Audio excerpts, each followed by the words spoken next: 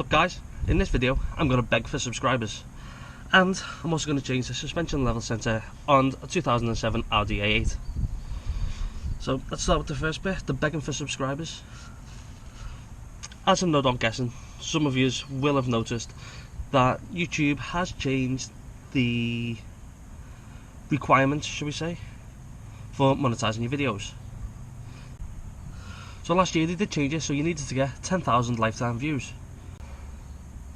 So I did hit 10,000 lifetime views, and then at the end of January, beginning of February, I did hear the rather depressing news that they've changed it again.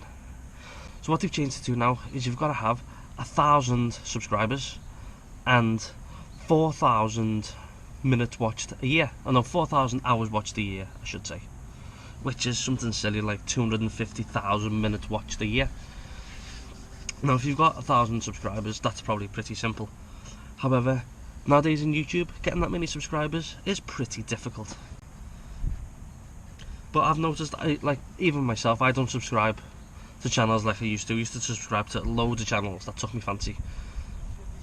Whereas now YouTube's more of a platform where you go to look for something, as opposed to something you subscribe to and you go there on a regular basis to watch a certain type of content. Now, there are still people that do that. I still do that, but it's only for a select number of channels. So basically what I'm saying is, I think what YouTube's done is a bit of a kick in the teeth to the smaller channels like myself who were just starting. Makes it really, really difficult to actually get to the point where you can start earning money. I know not everything's about money, but it certainly does help. And that's all I'm saying. So, yeah, that's me begging and pleading. Please, please, please subscribe. I want to try and get to 1,000 subscribers at the end of the year. It took me a year to get to 10,000 lifetime views. They're enough a year. It took me about 11 months. So now, hopefully, in the next 11 months until December or January, I want to get 1,000 subscribers. So yeah, please click that subscribe button. So now on to the second part, changing the suspension level sensor on this Audi A8. It's a very easy thing to get to. As you can see, I've removed the wheel just to make things quick and easy. And if you look just down the back, hopefully you can see in there, it's not too bright. The sensor is located just here. Now, if you can see, there is only 2 Allen head bolts to take it off. There's one there, and there's one just on the underside of this arm, which is a bit difficult to see.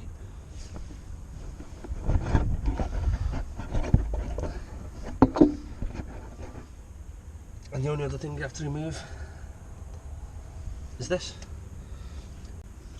Now, there's actually nothing wrong with this sensor, but this is a second-hand one,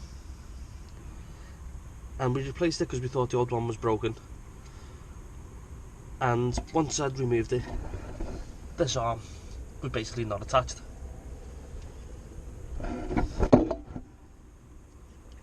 and it was completely stiff.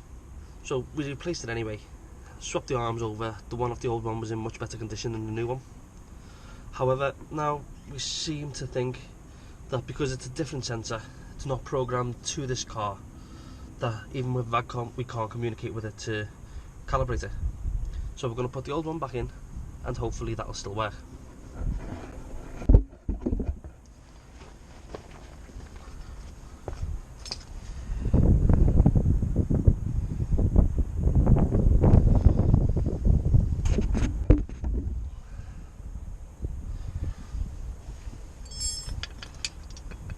So first thing to do to remove this is, there we go, just pops off dead easy, this arm. And then as you can see, up here, it now moves nice and freely.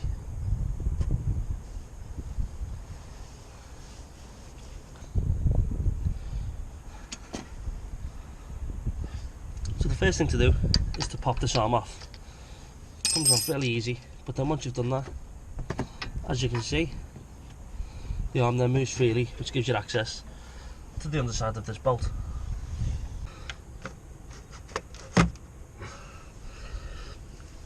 Now to remove it, it's basically, I think it's 4mm Allen bolts, and they shouldn't be too tight, you know. It's a plastic housing, screwing into plastic.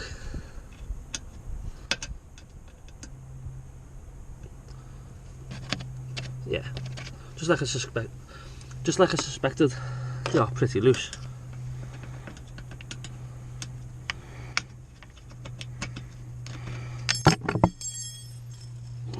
Now, ball-ended Allen keys like this are quite useful, especially when you can't get completely on the bolt.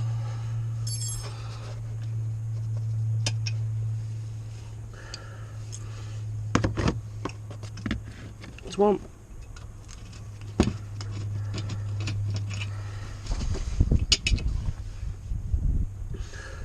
And that's two.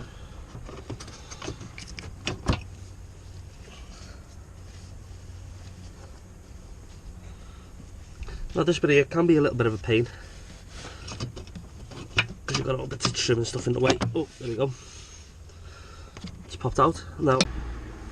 So now all it is that's connecting this to the car is this clip.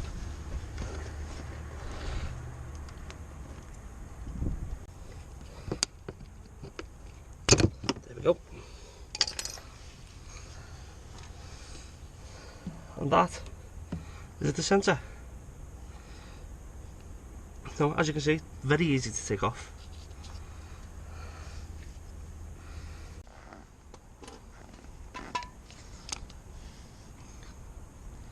This here is the old centre, which was originally on this car, and that is what we're actually going to put back on. But what I'm going to do first is swap these arms over, because this one's a bit crusty and knackered.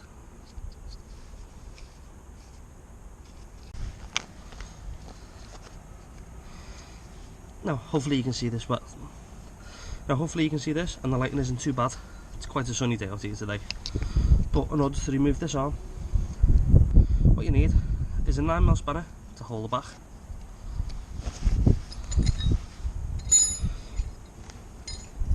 And then either a 10mm spanner or a 10mm socket for the nut on the front.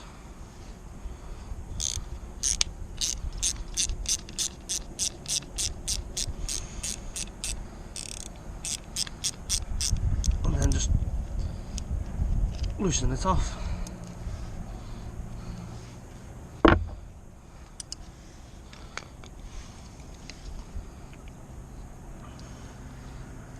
Now you do the same thing on the other one.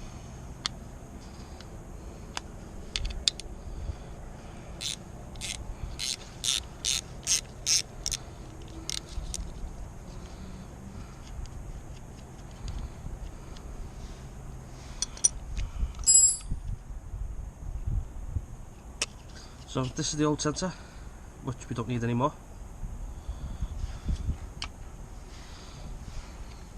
And this one is the new one. Well, the old one, which we're putting back on. So you have to put it in the right way.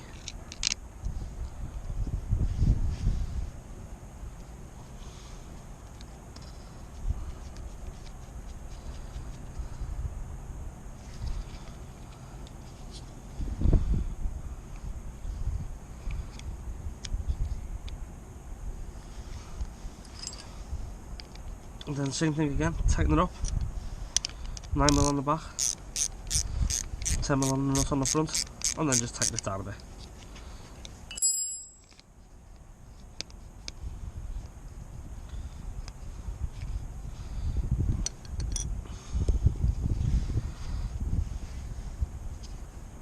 And then in terms of getting this sensor ready to put on, it's now done.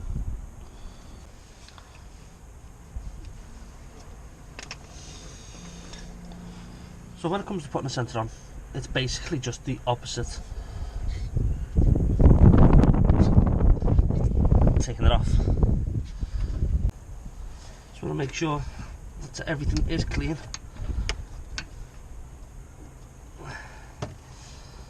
And then push it down till it clips into place. Then just have a fight with it so you get it into the correct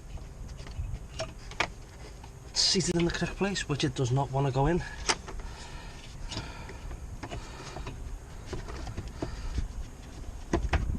There we go.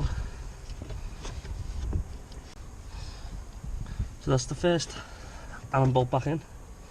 Now just the second one. Just move that out the way again.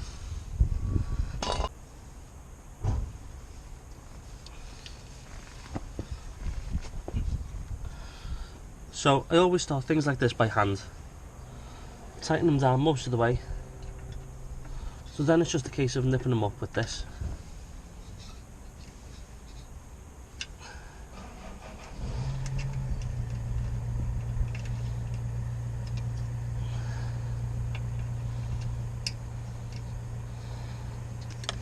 Like I said before, these don't have to be that tight. You know, it's only plastic. You'll destroy these if you try and tighten them up as much as you can and you really crank down on them.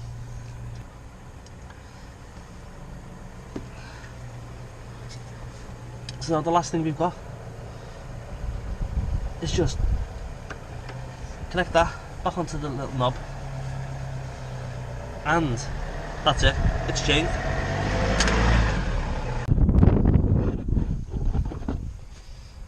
So that is how you change the suspension level sensor on a 2007 Audi A8.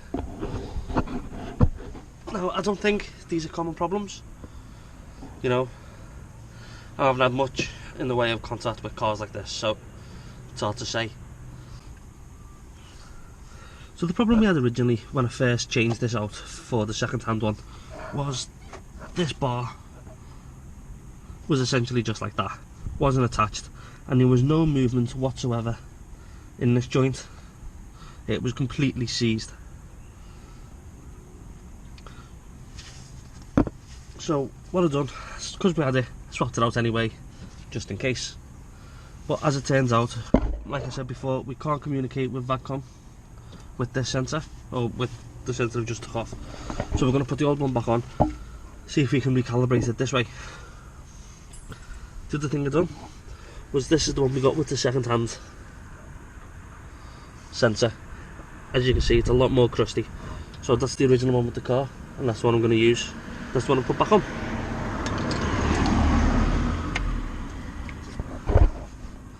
So now just pop that, make sure I put it all back together. And like I said, that's it. Very easy thing to fix. If you'd have to change it, you know, it's not difficult at all.